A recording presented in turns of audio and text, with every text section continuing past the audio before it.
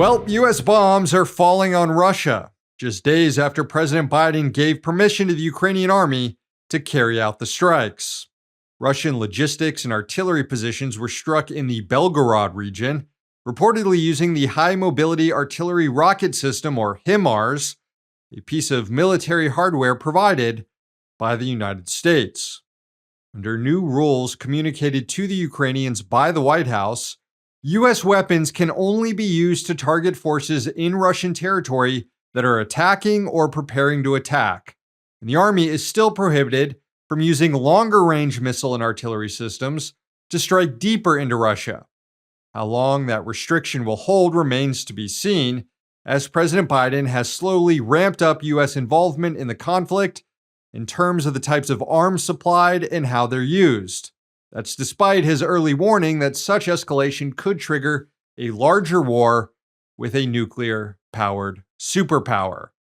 We are in the midst of that spiral of escalation now, with Russian President Vladimir Putin promising, quote, asymmetrical steps in response. Putin also threatened to supply weapons to other countries to attack Western targets.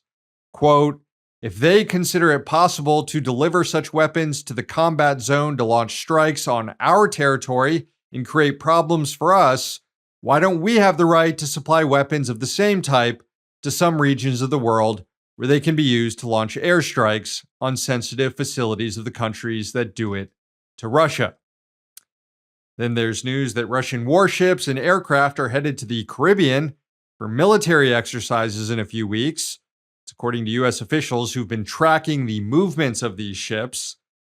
This should not be that big of a deal since NATO is also conducting military exercises in the Baltic region near Russia. But it gets dicey because U.S. lawmakers are never chill about this stuff.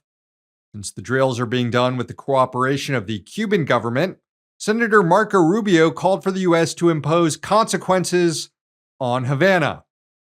So for those who, like me, have always wondered what the Cuban Missile Crisis would have been like if Twitter existed, we might all soon find out.